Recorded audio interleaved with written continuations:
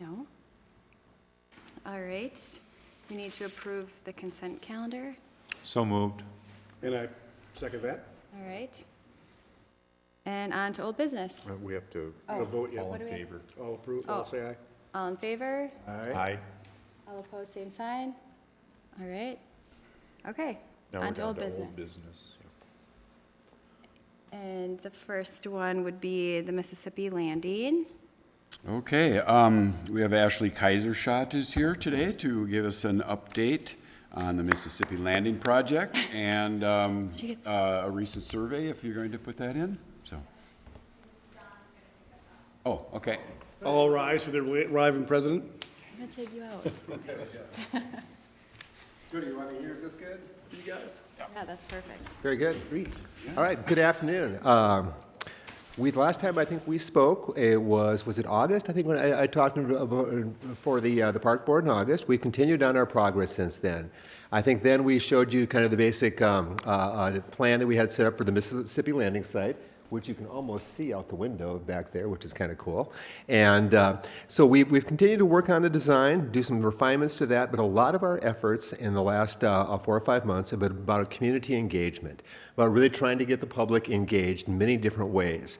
We've been doing it through having public events. We've been doing it through we have a 32-inch by 48-inch version of this that we've had traveling around. It's been at the YMCA, it's been out at CLC, it's been at all the local bike shops, and just trying to create a little buzz on it, get community buy-in, get engagement on it, and get as much input and ideas as we possibly can from the community.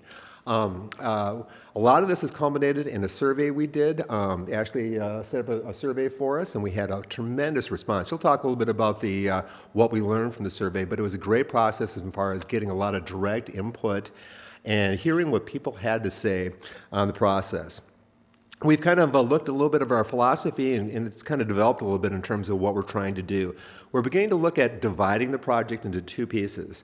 Along East River Road, we're looking at that as a civil engineering project, something the city will take the lead on, and that will involve all the parking, the access to Mississippi Landing, and the access down on the bottom there into the canoe landing. So we're splitting it off. We're going to really approach it as the road thing will be a street improvement project, and the second part of it will be the park that we're working on will be on Mississippi Landing. We think by going this approach, it's going to be an easier way to approach this, where we can get the business side of it done, the infrastructure side of it done, and then we can take on the park side of it as we get the funding to start on the actual funding work. So one of the, we've cleared a few hurdles. We cleared one last night.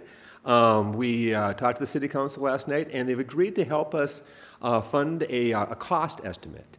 Of course, before you can find out how much something's going to cost, you got to spend a little bit of money. And the city has agreed to spend, I think, $2,050, and we're going to kick in $2,500 of our own funds to do have SEH do a study that will look at the cost estimate, and so we can get a number. We have to get a number on this before we can really expect to get approval from the city council specifically, as well as you folks, the park board. And so that was an accomplishment to get that done. So we feel like we had to get the numbers. After we get numbers, then we're going to look to get the blessing, get the approval again from you folks as well as the city council. And then we get into the heavy lifting, the funding aspect of it, and looking at approaching different ways of getting the project funded.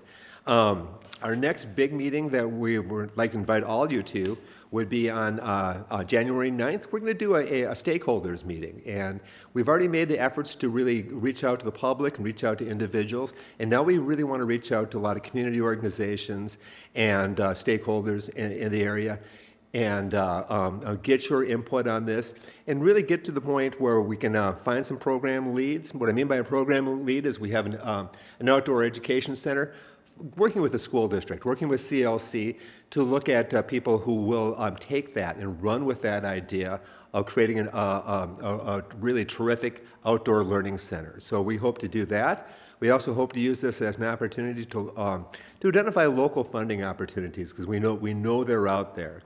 And so once we can get that going, I think 2020 is going to be a very good year for us.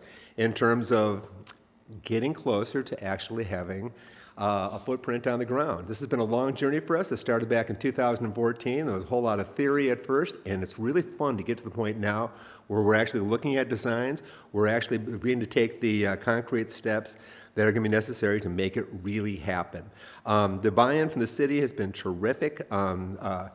Tony has been a regular at the meetings, as well as Paul Sandy and a lot of the other city staff, David Tansky, and so it's been really terrific to see the city joining in. Now we have Jennifer Bergman, who is going to be, of course, the new city administrator. We're excited to have Jennifer on board because Jennifer actually kind of was our liaison for 2 years when our program was with HRA. And so she's very familiar with what we're doing and familiar with our efforts. And so we're feeling pretty good about where we're at. And there are some kind of tie-ins too, because another thing that's happening is that the city right now is going ahead on a $45,000 feasibility study to look at taking a trail from where it says Overlook, roughly on the top there, up to Washington Street. I just call that the DQ Trail, the Dairy Queen Trail, and for lack of a better term at this point, yeah, heading up north. And that's going to be, so that's happening. The city's taking the lead on that, and we're really pleased to see that. And again, so we've got great partners. We have the city, we have you folks, we have the National Park Service, and we have a pretty good group ourselves of volunteers and people that amazingly have kept interest and have kept showing up at meetings and have kept the passion up for this project. So we're feeling pretty good about it at this point. I think I'm going to let Ashley talk a little bit about the survey and some of the things that we learned from our survey. Cool. Thanks, Don. Takes an army, right? Yes.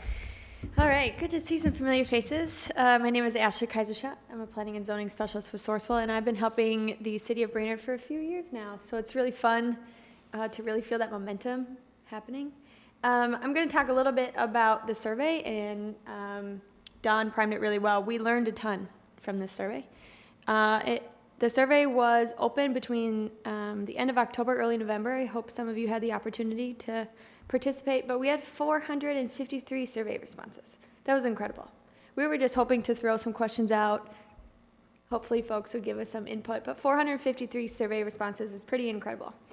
We broke up the trailhead into 5 different components and tried to gather feedback on those 5 different pieces. So piece number 1 is that outdoor teaching shelter and river steps. Piece 2 is the trail networks within. Piece 3 is the outdoor performance area or the amphitheater. Piece number 5 is the trailhead itself. That's where the seating opportunities will be, drinking water, bike racks, that really launching point. And then the final piece was the canoe and kayak launch on the southern part of the site. We really challenged ourselves not to just ask the question of, do you support this project, yes or no? We really wanted to open up those questions to make them a little bit more holistic. And we received the lowest percent of agree was about 77%, but everything was between 85 and 90% of agree and strongly agree.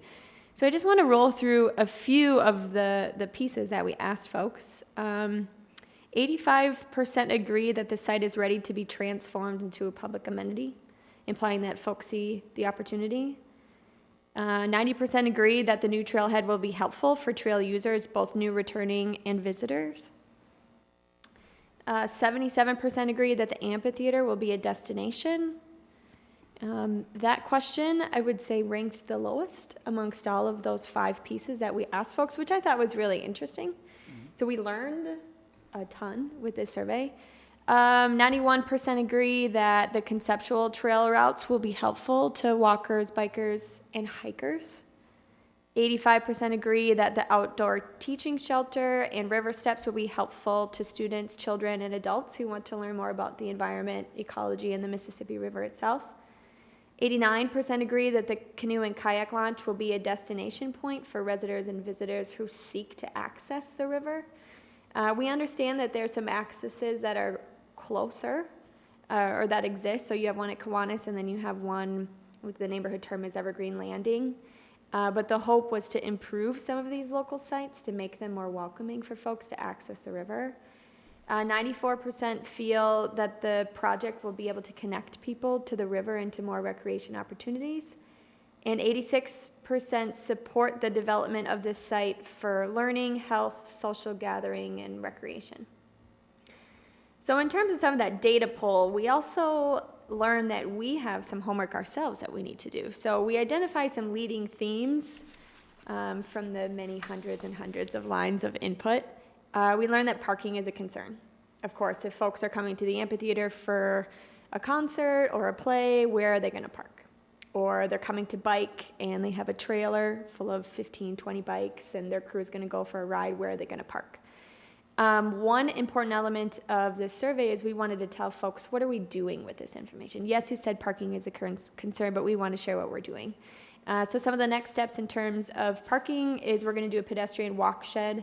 So how many parking stalls are available within a 10 to 15 minute walking distance of the trailhead itself? That's the equivalent of about a city block or a block and a half. And then also seeking other partnerships. For an example, the Crow Wing County has a huge parking lot just right across the street. Maybe there could be a partnership there to utilize some of the spaces. We also heard that maintenance is a concern, as it always is with every park facility. Some of the things that our design team is going to be looking into are what are some of the design elements or techniques that we can deploy into the site itself to make sure that it can accommodate all of your maintenance equipment. Can we do some partnership agreements with the University of Minnesota Extension, their Master Gardeners program? Another concern was restrooms. This conversation will go on for many more months, but folks are coming to the site either to launch on a many-mile trail ride, or they're coming for the amphitheater, the outdoor learning center. Where is the local or the nearest facility that they can use? There is currently one at the school, but we need to talk about, is that the experience that we want to provide folks who are coming to the site? Another concern that people had was signage and kiosks. We talk about regional significance and where people are in the network, but we have to show people where they are in the network. So me, myself, I cannot bike to Nisswa from Brainerd. That's a lot of miles for me. Some, they can. But let's say they just want to go to Kiwanis or down to Buffalo Hills. Let's show people how far it is for them to get there. Let's show them some of the destinations, like institutions like Dairy Queen on the north side of the trail route. How far is it to downtown? If you are going to toss in your canoe or kayak, educate people about how many hours will it be until your next destination. So we have a duty to provide people with just to prep them for their event or their launch into the network. So the fun thing about a survey is, yes, you get results, but you also get to learn a ton. So we've taken it upon ourselves as a team that we have to report back to residents on what our responsibilities are as designers and park planners. Do you have any questions about this survey? No? Okay. So as a part of our teamwork with the National Park Service, and then another committee member of ours, Eric Roberts, he's a landscape architect. When he's out and about during the day, he swung by Itasca State Park and took some pictures of the amphitheater. So we're starting to get into what does the true design of the site look like? What is our furnishing, trash receptacles, lighting, seating opportunities, which is very large right now? What does the amphitheater look like? So Tony, if you could pull up the photo collage, maybe in an email. Yep, you got, that's the second email, right? Yeah. No,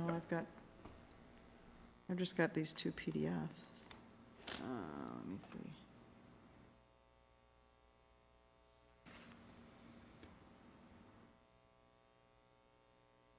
It's here. It's okay if we can't pull it up. Nonetheless, we have some pictures of what the Itasca State Park new amphitheater Password. looks like. Wait a second, maybe this is, no, that's Children's Museum. That's okay. Yeah. We can just send it out via email. Some sort of adult password, I'm sure. Just save the time.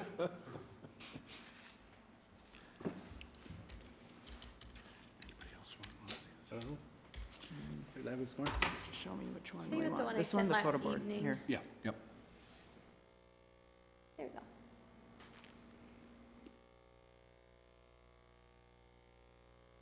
Thank you.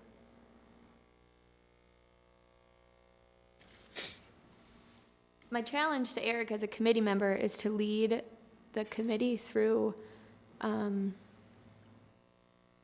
like a furniture assessment or a design concept, As I said. so the committee can break out. I don't believe so. Can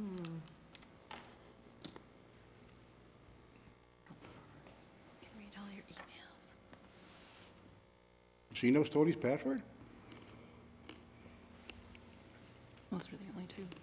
Tony, maybe I didn't send that to you. It says it in the notes, but I don't think it's attached.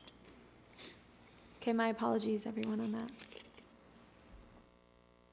Yeah, one. Those yeah. two. The one does say photo board, but it keeps bringing up the map, so. Well, it helps if you attach the right attachment, huh? Can you paint a real nice picture of what it looks like? I don't think you want me to draw that. Well, if the committee is okay, why don't we email that out and then you can peek at it when you're at home and at a later time? But it was just a great opportunity for us to assess a recently constructed site, get an idea on how much did the DNR spend on this new amphitheater. It has that feeling like it would really fit in town. You just kind of get that gut reaction of I can envision this at the site. So we're going to be going through some design sessions. We're going to identify what does our furniture look like, what do some of those finer pieces look like, because right now in the conceptual stage we just don't, we're not sure what that vision looks like, and I know that you all understand where we sit in the concept phase. So in the upcoming months, when we work through some of that, we'll bring that work back to you and we can have another discussion.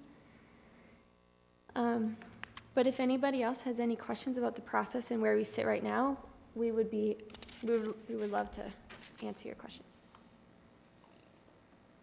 How just far have down the one- road are we oh. looking at for action? Good question, Tim.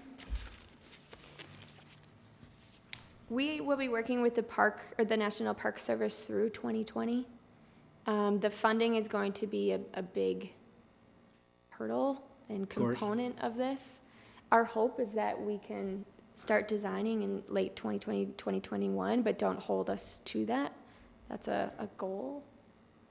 2021, maybe? Yes. Yeah. I wish I had a drop dead date for you. Yeah, no, just ballpark, if we're looking at 6 months, 4 years, whatever it might be, so, A year to start designing. cool idea. Construction drawings, yeah. You mentioned there's a stakeholders meeting on January 9th. Do you have any idea what time it will be? 3 to 5 at the chamber building in the CTC room. That's the big conference room there. Okay. Yeah, we'd love to have you, because one of the things we really want to establish at that meeting is that we don't really feel like we hold the keys to the design, the community does. And that's where we're really trying to, again, make it a real open meeting.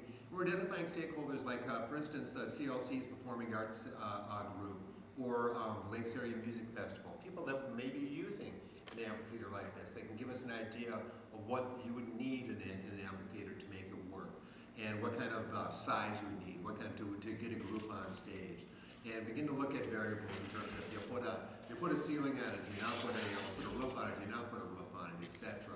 And so again, we would love to see all of you there on January 9th, because we really, again, this is our chance to make this a community design. And so that's why we're really trying to keep our ears and our eyes open, and we'd love to have you all there. Kids have done a great job so far. No kidding. Design is, The 9th is a Monday, huh? No, I'm sorry. I would suggest you try to dig up some Teddy Roosevelt spectacles from the area. That might quicken things along with the Park Service. Make it a national historical monument. Walk around saying bully, bully. Right. If I may, John Forrest is here as well. He's part of the committee. He did want to give just a quick update on the Rotary Park on some plans they're looking at. And if you could just pass one of those down to each person. Well, I'm John Forrest, and I have been involved with the Brainerd Riverfront Committee since its inception. And but today I'm wearing that hat, supporting Don and Ashley, and I'm also going to put my Rotary hat on, and I am co-chairman of the Rotary Riverside Park Committee, and I would like to report to the park board about something that may be happening. It's early in the process, but we want to make sure that we keep you informed and we want to get your input. And now is the time to start embracing or informing us that maybe you do not support a proposed project that we're thinking about. I'm here tonight because this is going to probably be the Rotary Centennial Project. And the Rotary Centennial is 2021 and 2022. And so we are thinking about making a gathering place right off the parking lot at Rotary Riverside Park. And we'd be, in essence, it would be something like Kiwanis Park with a roofed pavilion type concept. And just, it's something to get in out of the weather.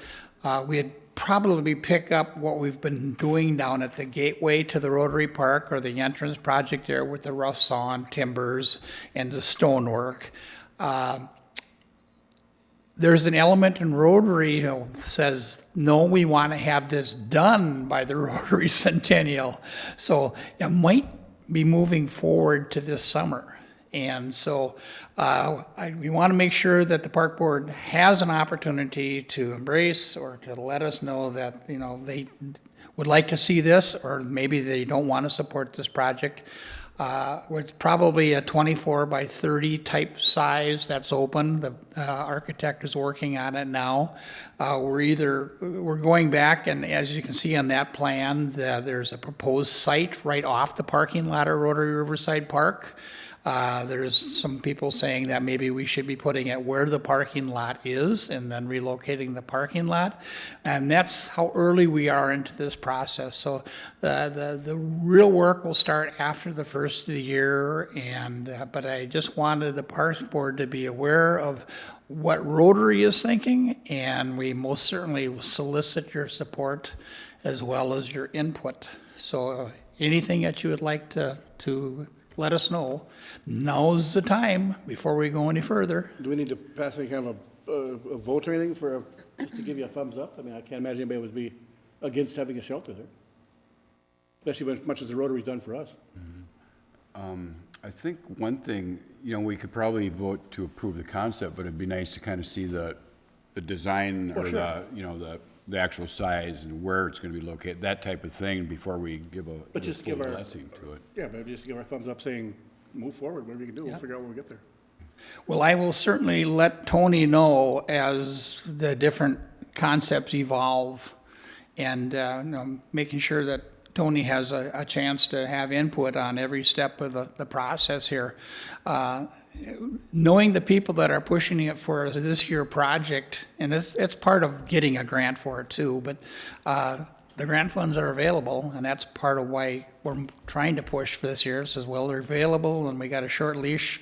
Let's be proactive and try to go after them, and maybe make this a this summer project. And knowing those people that are pushing on this, it just might happen for this summer. So, If I may, John, I see on here you have a proposed shelter and a proposed patio. Are you looking at doing both or just one? no, the patio was, well, that comes from the Rotary Master Plan. And that circular concept there is, I think, not going to happen. That was a dream, and then we started pricing it out, and it just was absurdly expensive.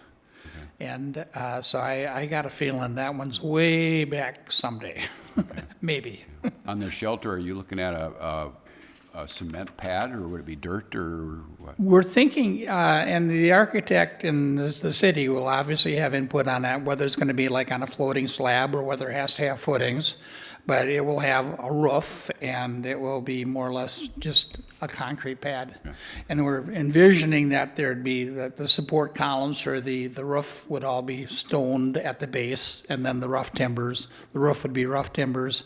Don't know the roofing material yet, but so that will go through the architectural process. We're very blessed in Rotary where we have retired architects, and then we have at least 3 or 4 engineers. So anytime you start getting the guys involved in things like that, ideas just start flying. It's kind of fun. Does anybody have any problems with that? One of the, I should just remind right from the get-go, Rotary has tried to take care of that park and not put a burden on Tony or the Parks Board or the city. And I think we've been probably doing a pretty good job on that. If we go down this road, Rotary is not going to be good at doing the day-to-day maintenance.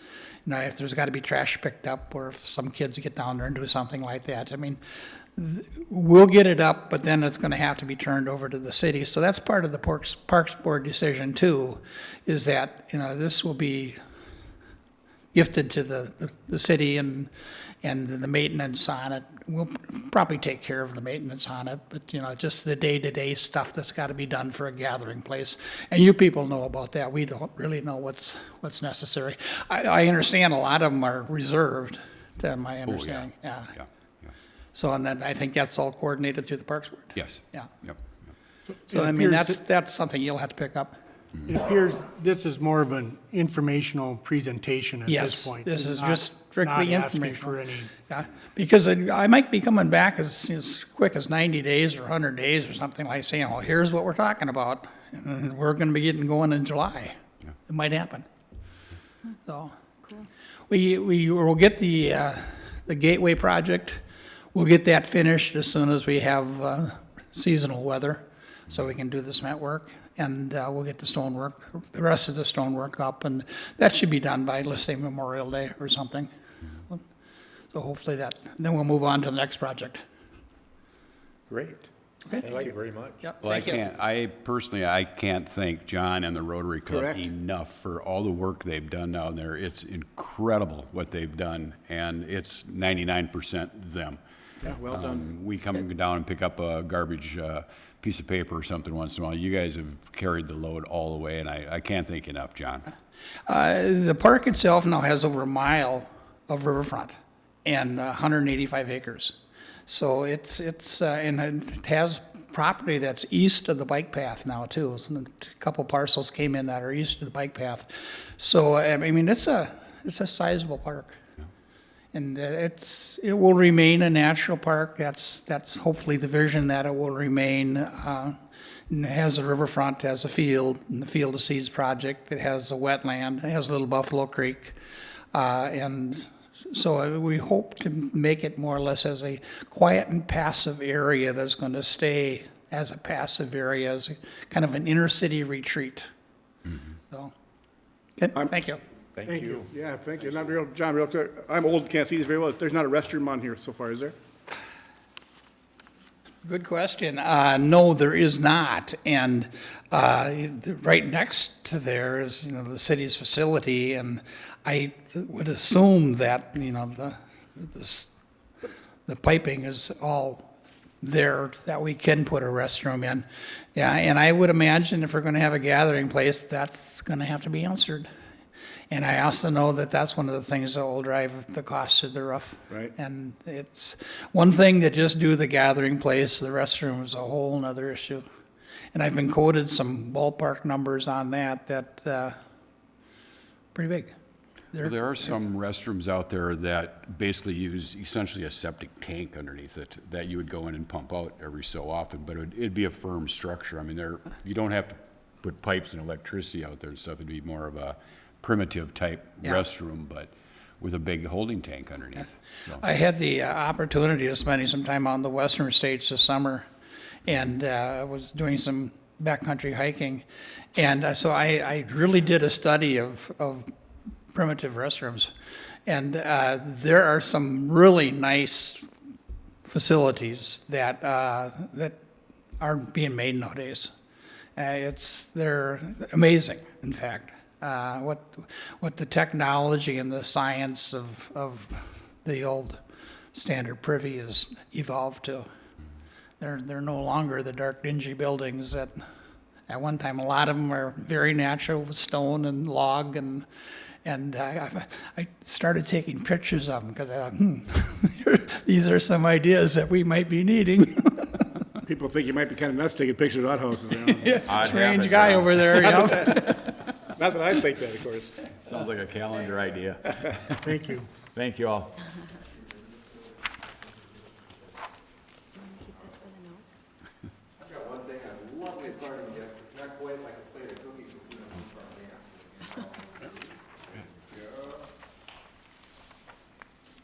Suitable for framing. Thank you. Thank you. So we're on Thank you. Memorial Park. Mario Park project, old business. Yeah. Okay, Ready? yeah, let's keep it going. Okay, the city council did meet last night and did approve the 2020 city budget. And included in that was, they approved bonding for $1.3 million for the Memorial Park project.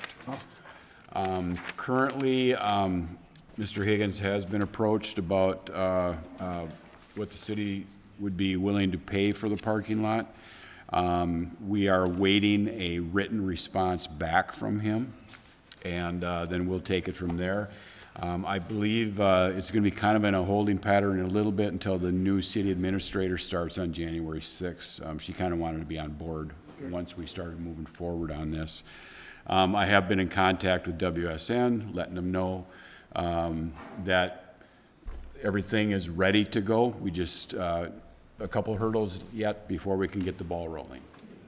So that's basically where that's standing right now. Tony, do you have any idea how close we are to the city either buying and/or not buying that parking lot? That I don't know. I've been not privy to the conversations that have been going on. He's basically been talking to one city council member, and then the council member mentioned last night, we are waiting a response back from Mr. Higgins on the But even offer. if we don't get it, if we got- the money's already approved, that's cool. Right, And go with what we had before. Yeah. yep. Nice job. So we can move on to Children's Museum. Yep, Peter Olson has informed the city council that Lum Park has definitely been chosen for the Children's Museum. Yay. And so now a formal agreement needs to be written up, and then that ball will start rolling forward, so. So I have a question about that. So what does that mean then? Are they gonna come back and they'll present again and then we'll go through the steps like that these guys are going through? We would Or- need to, being the park board, we would need to approve the design, the location, everything in the park. So it's, it comes down to the park board having to, I think it would mean a lot of the same of, like with the Memorial Park project, that we would be, Okay, like Involved additional with- meetings like that and, yep. so also these guys seem to have similar ideas. I mean, they're gonna talk about, having a kids section and getting them close to nature. I mean, should we connect those two? I th- Or are we just supposed to be quiet because we don't, I just feel like if two people are working on the same things, shouldn't they kind of be coordinated? Or, I know they're two separate projects, but, I don't know. Well, they're in the my, same my town. guess is that once the Children's Museum is built and up and running, I think that would be a perfect marriage of them to be working in this area as well. Right. I know the Riverfront Committee also wants to work with the college, the high school, Oh, the yeah, they various mentioned that. entities around, and I think this would fit into some of the programs Okay. that the Children's Museum, I'm guessing on this, I don't Okay. know, I haven't asked them about it, but. That's like kind of way down the line, once Yeah. the Children's Museum actually. Yep. And then do you think there's going to be butting heads on funding? This is maybe, I don't know where to ask this question, I- but. I don't They're believe going to so. look for funding, and so is the Children's Museum, and if they're both, Yeah, the Riverfront, I believe, is going through mostly the national park system. okay. And yeah, I they do not mentioned that. believe the Children's Museum is Right. going that direction at all. So I think it's going to be separate entities. In fact, I think the Children's Museum might be trying to get maybe bonding or something through the state. Okay, yep. All right. I was just wondering, because how much money do we have in this area to throw at two big, I mean, they're great. I think they're both awesome, but Yeah, realistically, but, okay. Yep. Cool. okay. Sorry, keep going. Smart. All right. Yeah. and move on to seasonal pay rates. Okay, we did bring this up at the November meeting, and it was requested that we kind of fill out a pay rate comparison. What we did do is, most of the seasonal positions currently start at $11 an hour. So in those positions, mostly they were rec aides. We just went, okay, what if we paid them 12? What if we paid them 13? What if we paid them $14 per hour? The chances are, in 2020, we'd be starting them again, like 2019, at $11 an hour. We're kind of looking at, if you've got a year, you might get a 25-cent raise. You might get a 50-cent raise after 2 years, that type of thing. We highly doubt it that would be jumping dollar increments all the way up. But that being said, we could have had a really long, wide sheet of here's what it potentially would cost. If you look at like soccer rec aid, you can see at $11 an hour, this year we paid $546. If we went an entire dollar more per hour, that would only cost us $50 more a summer. And again, there's a good chance if someone was coming back, they're getting $11.25, not $12, or $11.50, not $12. I'm happier to come back if they're even only getting a quarter more. Yeah, just a little bit of raise, a little bit of bump, because experience counts, no question about it. And if we want them back, they're worth paying a little bit more because they showed that they're good employees, they know what they're doing, they're reliable, that type of thing. We did look at a little bit of a $2 a game bump for youth softball. That would amount to about $250 more a year. The adult umpire, we looked at it as thinking, or for kickball, we looked at maybe doing it the same as we did for adult softball, which has already been approved, going from 24 to 30. Adult kickball only has umpires during the playoffs, not during the regular season. Yeah, there's just 2 weeks of umpiring. Just 2 weeks of umpiring there. Warming house attendants, in 2019, they're at $10 an hour starting wage. We're looking at starting them in 2020 at $11. The minimum wage goes up in 2020. I did hear that Baxter is paying their warming house attendants $14 an hour this coming year. So, ditto on the concession stand worker. We're currently starting them at $10 an hour. We'd like to start at a minimum of $11 an hour. A lot of them are working, well, majority of it is evening work, and if you're doing adult softball concessions, you're going 10, 11 o'clock at night. So we thought we could kind of work on that. The youth baseball umps, we were asking for $2 more a game, depending on what league it is. Mustang Bronc would be from 23 to 25. Pony would be from 28 to 30. That's, again, amounting to about $50, $60 more a year. So it's pretty minimal type thing. And once again, on umpires, it's hard to find umps nowadays, and we are the lowest paying around. So tournament announcers, I went from $15 to $17. A lot of these are kids that it's their first jobs. We've had 12, 13-year-old kids doing it. Essentially, a tournament game is going to last 2 hours. So if you're getting paid $17 a game, that boils down to $8.50 an hour that you're getting. And after 3 games in a row, your eyeballs are spinning, and it's like, you know. But again, they're younger kids; it's their first jobs ever, and so those are what I'm laying out for the board to consider. Again, it's very doubtful we're going to be jumping from 11 to 12 to 13 to $14. It's going to be more like in 25-cent increments.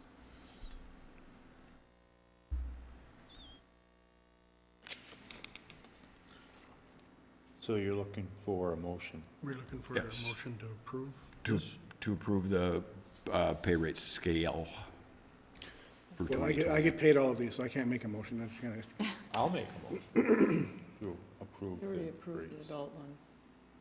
The adult one's already been approved. Yeah, we did. that one as Previously. separate one. Yep. So, So we're just So doing you the can rest of vote. them? Adult umpire and baseball tournament umpires were approved previously. We're looking at the rec aides, pond hockey referee, concession workers, warming house workers, scoreboard operator, the maintenance worker, weekend maintenance worker, and softball umpire, youth softball umpires. Little bumps. So we have a motion for approval Of seasonal pay rates. of seasonal pay raise. Do we have a second Who made the or motion? any, Dale? Do we have any further discussion? We have a hard time finding people, right? Or like continuing to keep people? Is that why we're trying to be competitive? We're right? trying to be competitive, and the minimum, state minimum wage goes up on January 1st to $10 an hour. Yep, So we're trying to stay a little bit ahead of the minimum wage yep. and to be competitive, to tell you the truth. There's people out there competing hard to get people to work now. Well, you say Baxter's even paying 14, 15 bucks an hour for theirs. Yeah, for a warming outstanding, yeah. Imagine being a 13-year-old kid making 14 bucks an hour? Oh, yeah. Well, if I'm allowed to, I'll second that motion. We have a motion and a second. All in favor, say aye. Aye. Opposed, same sign. Motion carries.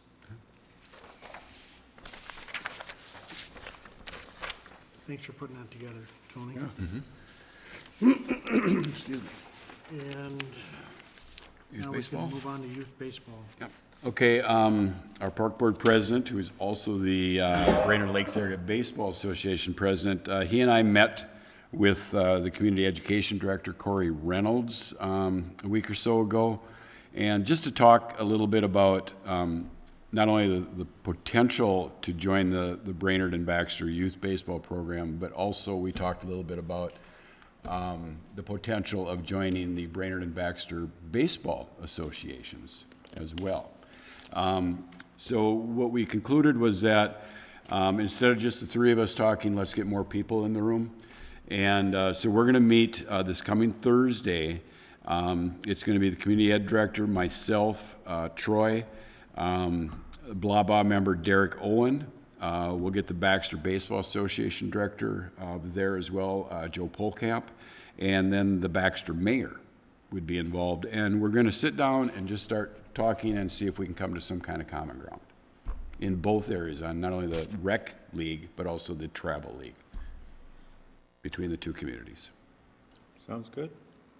Troy, would you want to add anything on? No, just I don't know if this happens, if that changes our youth baseball umpire projections or budgets, or we're not far enough into it at this point to know, I guess, what that means. But I think it's exciting that, we're at this point and kind of excited to see where it goes. And to me, it's more about the youth in our community than it is about anything else. Yeah, makes sense. And what we can help provide for them, so. I know Tony and I did talk about perhaps calling a special meeting after this, just to kind of, because some things have to happen probably quickly if this happens in the upcoming year, but I would assume Tony will get something out if that's the case, but. Yeah, we'll see how Thursday goes, I think. See how and then, Thursday goes. chances are we won't have it in December because it's a very busy couple weeks Right. coming up. But I think early January, if something comes up, I'd like to be able to have the permission to call a special meeting. So just to clarify, you're doing like little kiddos, like from whenever they start, however young they start, all the way until traveling? You're talking the whole baseball program, just so I understand? 'Cause I Right know now, we we're talked talking- traveling before. We're talking Mustang, Bronco, Pony, Rec League. The So competitive Tell me the league. ages of those. 9 years old Okay. through 15 years old. Okay, cool. All right, And that is the competitive league, not the T-ball and stuff like that. okay. Yeah. All right. I just want to Yeah. get my head around it. Yeah. Okay. Okay.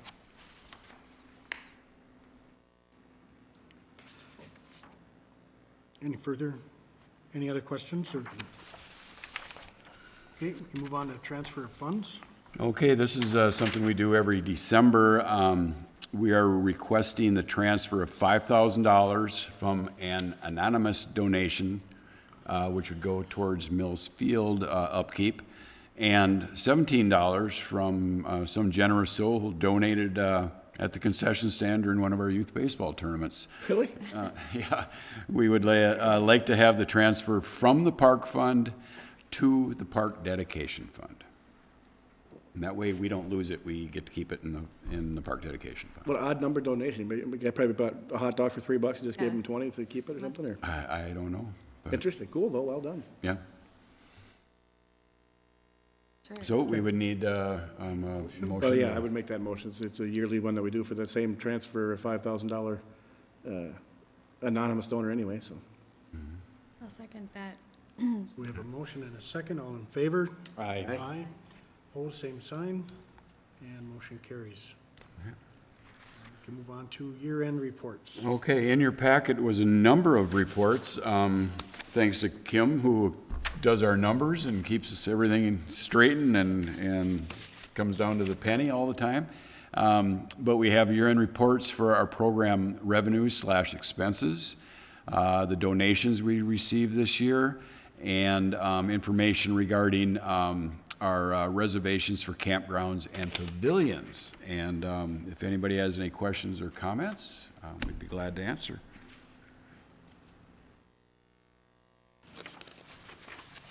Under the program recap, you may note pond hockey is in the red, but registrations are coming in now. The deadline is like this Friday, so I mean, there's a lot more money coming in on that one. So.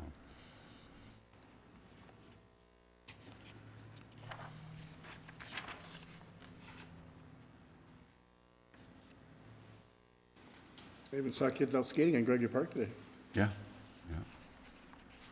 playing hockey too. I went, ooh. I didn't want to get out and yell too much, but. So any questions, comments?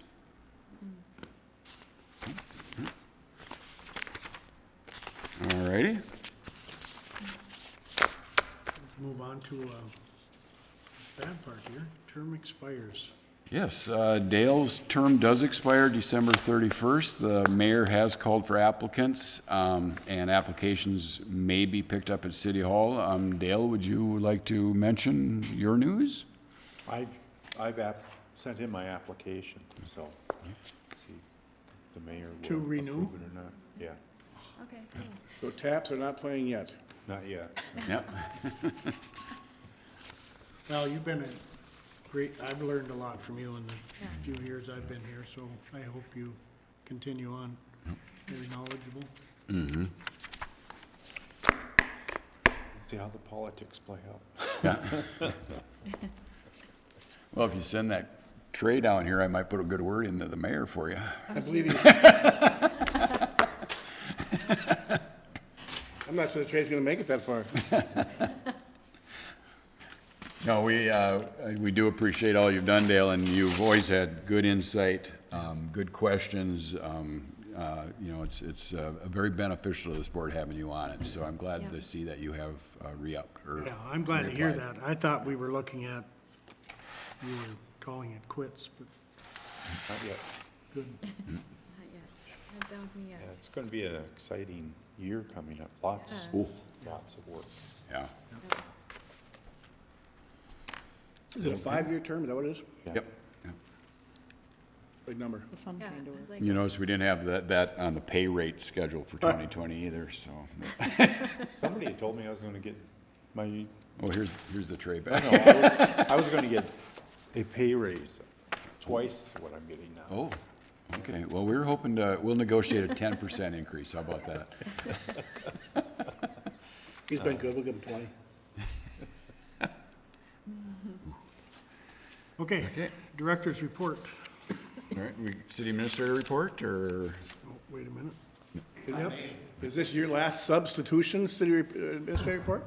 So far as I know, it is, Tim. I just want to say thank you for doing what you're doing. I mean, you know, I live in Glenwood, and if you know where Glenwood is, it's about 20 minutes south of Alexandria. And we live on the east end of Lake Minnewaska, and Starbuck is on the west end. It's about a 15-mile-long lake. It's Minnesota's 13th largest lake, as a matter of fact.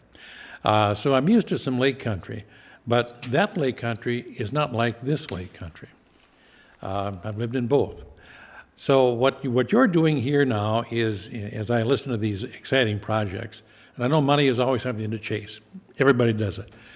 But here you live in this great community that's on this beautiful river, And I kind of cringe every time I cross it, which is every day when I've been working here. It's kind of like Fargo Moorhead. You drive across the Red River between unless it's flood stage, you don't know there's a river down there. There's a bridge, you just go across, and you're in Fargo or you're in Moorhead. And here we come across, these bridges are constructed such that you really can't see the river. And you've got this glorious gem that goes down to the Gulf of Mexico, where some of our southern neighbors are muddying up there, where the river dumps into the, never mind, social comment. But here we have this marvelous recreational opportunity. So it is so exciting to hear that you're going to develop this area of the canoe landing, that you're going to be doing things further downstream along where the now canoe landing is, and beyond that. We have this gem here called the Mississippi River. And an outsider looking in says we don't do enough to really focus on that. I'm watching the battle, if you will, about do we keep our water tower? And the water tower is a great structure. I hope they really keep it because it's a gem. There's one like it, smaller, in Pipestone. And the only two in Minnesota that are water towers like that, maybe in the nation. So if the water tower goes down, I'm not predicting, what do you have? You've got the Mississippi River always. So the more attention we bring into Brainerd for the Mississippi River, and then adjacent to our wonderful downtown, which is in nice stages of redeveloping a new thing, you're on a positive swing from somebody who doesn't live here. And I congratulate you for that, but stick to it. And the money, if you really want it, it's out there. You just got to have somebody go chase it. And that means down to the legislature, that means down to foundations, it means to wherever you can find it. And then locally, of course, we have to make the local commitment. But I'm excited for Brainerd because I'm seeing some really good things happening. And having lived here before, and love to come back all the time. So, good work. Thank you, and keep doing the good stuff. Thank you as well for filling in. It is hard work. It just doesn't come easily. But keep at it. Appreciate that. Thank you. Yeah. Thank you. And Merry Christmas. Well done.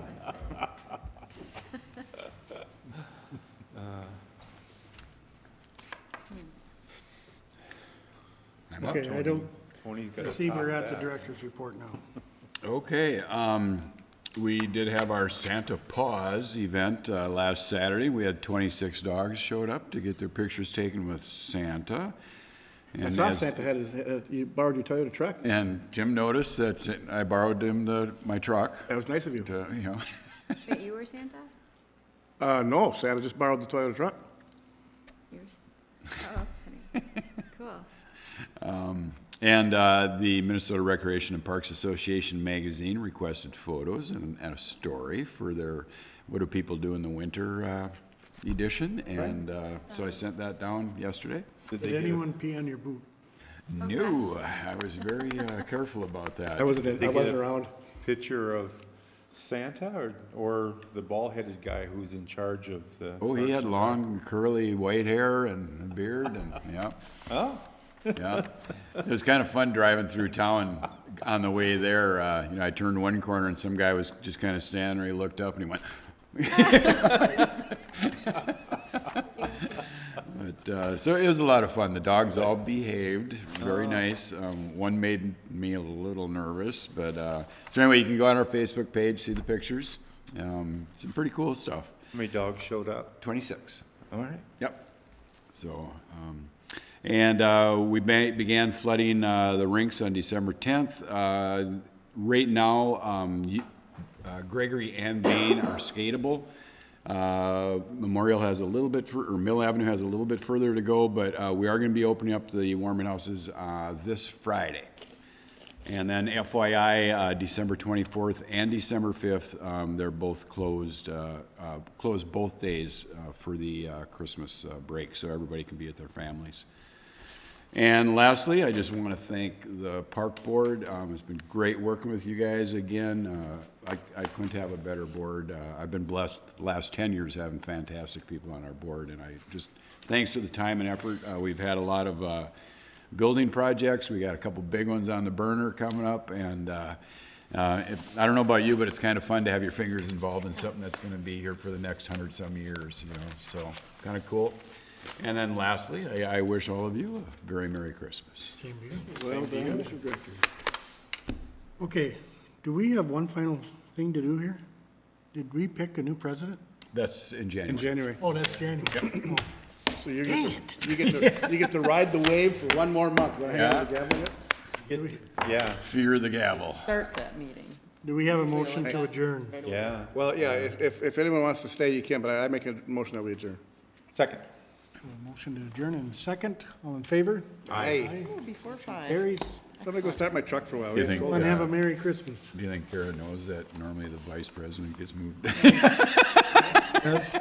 I don't know if you want me to be the pres, you guys. I'm not very good at being the president. You ask You'll great learn. questions. Yep. You ask great questions. But I don't know what to do when You people are don't like just fighty. go status quo. Hey, you're ready. It's gonna be pretty intense. If the ski loons people come back again this year, I'm gonna be like, ask the old pres. Just point them our direction. We'll beat You the have a shit whole out. board with you. The beauty of